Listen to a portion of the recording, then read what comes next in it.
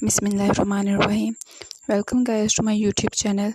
We are studying the bacteria and the virus chapter number 2 of new first year course. आज हम topic discuss करेंगे वो है bacteria ecology and diversity part 1, क्योंकि हम ये हाफ टॉपिक आज डिस्कस करेंगे और जो नेक्स्ट वीडियो होगी उसमें इसका रिमेनिंग पोर्शन और इम्पोर्टेंट एमसीक्यूज और शॉर्ट क्वेश्चन जो हैं वो होंगे. So let's begin the lecture. सबसे पहले हम जो पॉइंट डिस्कस करेंगे वो हमारे पास इसकी इंट्रोडक्शन का है. ठीक है, कि ये होता क्या है. अगर हम बैक्टीरिया इकोलॉजी और डाइवर्सिटी की बात करते हैं तो हम देखते हैं कि जो फॉसिल रिकॉर्ड शो करते हैं, फॉसिल्स का मतलब होता है जो रिमेन्स बच जाते हैं. ठीक है, ऑर्गेनिजम्स की डेथ के बाद जो उनके रिमेन्स जो होते हैं जो रॉक्स के नीचे आके प्रिजर्व हो जाते हैं, जैसे बोन्स हो गई. ठीक है, वो जो फॉसिल्स हैं अगर उनका रिकॉर्ड देखें प्रोकैरियोट्स का, जिसमें आर्किया और बैक्टीरिया दोनों आते हैं, तो हमें पता लगता है कि 3.5 मिलियन ईयर्स को, ठीक है, इतने साल पहले जो थी वो इनकी बहुत ज़्यादा प्रोकैरियोट्स की अबंडेंट थी. और अगर हम फिर उसके बाद देखें 2 बिलियन ईयर्स को देखें तो सिर्फ जो थे वो यही थे इस लाइफ में. ठीक है, लाइफ फॉर्म सिर्फ इनकी थी, यानी कि और कोई लाइफ एग्जिस्ट ही नहीं करती थी. प्रोकैरियोट्स की बात करें, आज भी जहाँ पे जो लाइफ है वो एग्जिस्ट करती है वहाँ पे ही प्रोकैरियोट्स जो हैं वो प्रेजेंट होंगे. बैक्टीरिया जो होते हैं उनके लिए एक टर्म यूज़ होती है कॉस्मोपॉलिटन. कॉस्मोपॉलिटन का मतलब होता है हर जगह होना, लाइक वाटर में होना, एयर में होना, सोइल में होना, फूड में होना, ईच एंड एवरीथिंग के अंदर जो है वो प्रेजेंट होना. ये स्टिल के बॉडीज़ के अंदर, एनिमल्स की बॉडीज़ में, प्लांट की बॉडीज़ में भी, बॉडी के अंदर भी ये प्रेजेंट होते हैं. अगर हम इनकी बात करें as compare to eukaryotic organism, तो इनके पास ज़्यादा कैपेबिलिटी होती है कि ये एक्सट्रीम इन्वायरमेंट में सर्वाइव कर सके. ठीक है, टफ़ कंडीशंस को बियर कर सकें, लाइक ये हीट को बियर कर सकते हैं. Heat mean temperature, heavy temperature पे रह सकते हैं, बहुत ज़्यादा सर्द टेम्परेचर पे ये रह सकते हैं, प्रेशर में रह सकते हैं. ठीक है, ये हर तरह की जो एक्सट्रीम कंडीशन है या जो टफ़ कंडीशन है वहाँ पे ये सर्वाइव कर सकते हैं.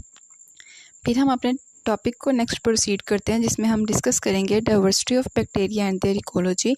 मार्गलस और श्वार्ट्ज ने जब हमारे पास क्लासिफिकेशन सिस्टम दिया प्रोकैरियोट्स के लिए, इसने जो थे 16 फाइलम में इनको डिवाइड किया था.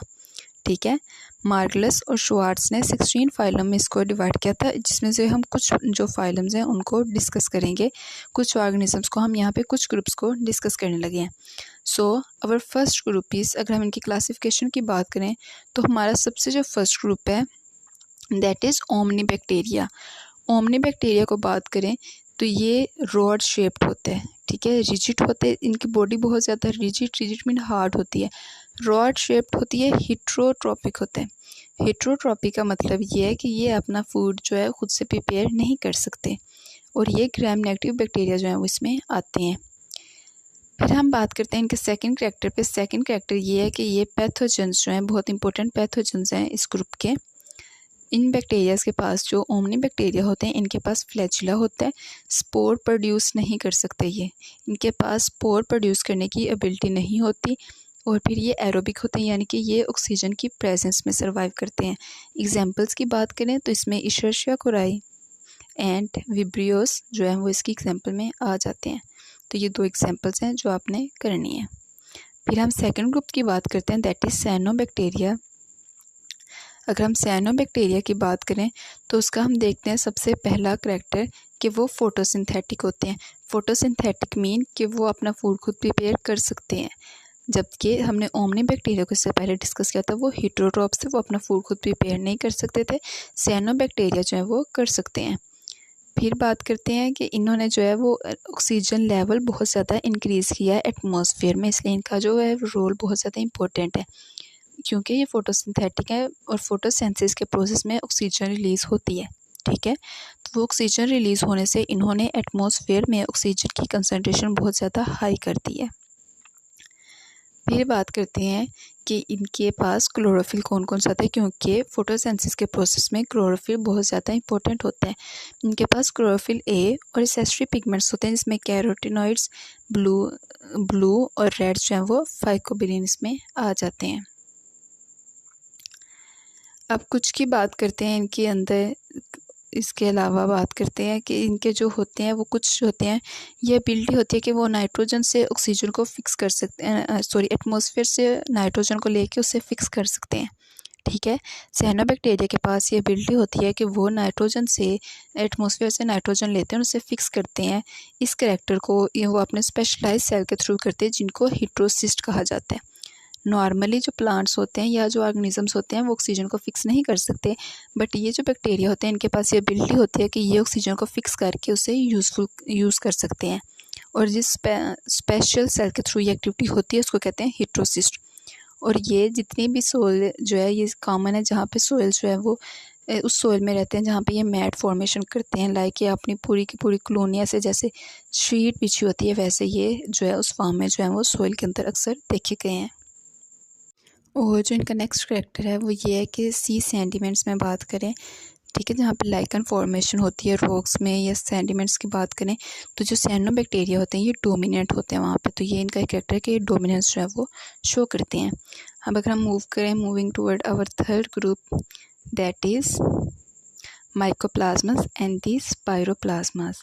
अगर हम माइक्रोस की बात करें, माइकोप्लाज्मास की और स्पाइरोप्लाज्मास की, तो इनके पास ये कैरेक्टर होता है कि सेल वॉल नहीं होती। ठीक है, वैसे बैक्टीरिया में हमने डिस्कस किया था कि सेल वॉल होती है लेकिन इनके पास नहीं होती। और इसके अलावा जो इनके पास कैरेक्टर है वो ये कि ये रेजिस्ट करते हैं। ठीक है, इनके पास ये एबिलिटी होती है कि ये पेनिसिलिन और जितनी भी एंटीबायोटिक्स हैं उनको रेजिस्ट कर सकते हैं। ये इनके पास इंपॉर्टेंट कैरेक्टर है। फिर हम बात करते हैं कुछ माइकोप्लाज्मास की, जो वो होते हैं वो डिजीज़ काज करेंगे मैमल्स में।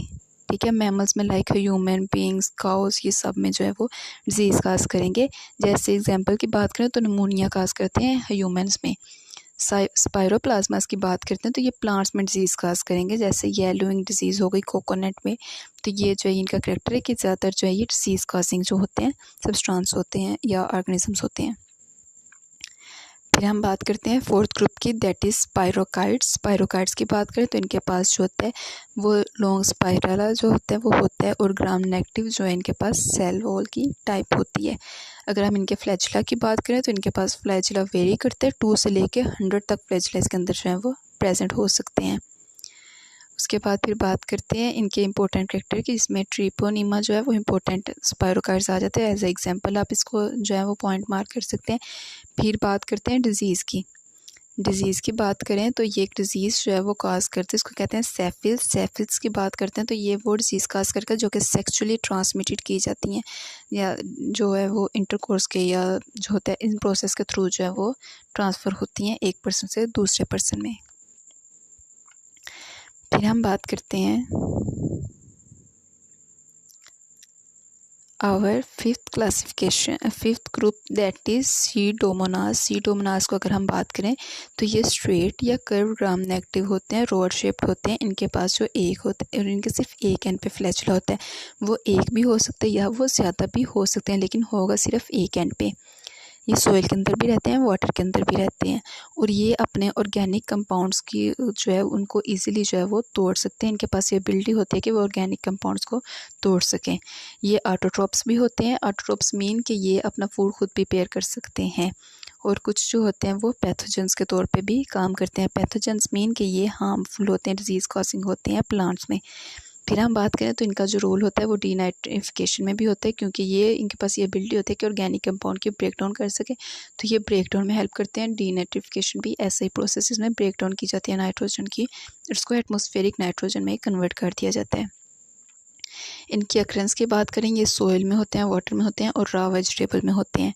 ठीक है, नेक्स्ट इनका करेक्टर है कि ये हार्मलेस होते हैं, और जो अगर कोई वीक पर्सन है तो उसके अंदर इनके इन्फेक्शन हो तो वो ज़्यादा प्रोमिनेंट होता है, प्रोनाउंस्ड होता है, क्योंकि उनके पास इम्यूनिटी कम होती है और इनका जो इफेक्ट होता है वो ज़्यादा हो जाता है।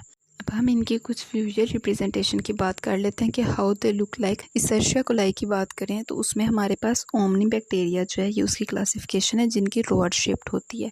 तो ये जो ऑर्गेनिज्म है ये उसको शो करेगा ओमनी बैक्टीरिया को। फिर हमारे पास आता है एनाबिना। एनाबिनाई की बात करें तो इसमें जो होते हैं वो हमारे पास साइनोबैक्टीरिया आते हैं, ये उनके जो है वो इम्पोर्टेंट रिप्रेजेंटेटिव हैं। माइक्रोप्लाज्मास को हमने डिस्कस किया था, ये ऐसे होते हैं जिनके पास सेल वॉल जो है वो नहीं होती और ये बहुत इंपॉर्टेंट जो है वो पैथोजेंस होती हैं।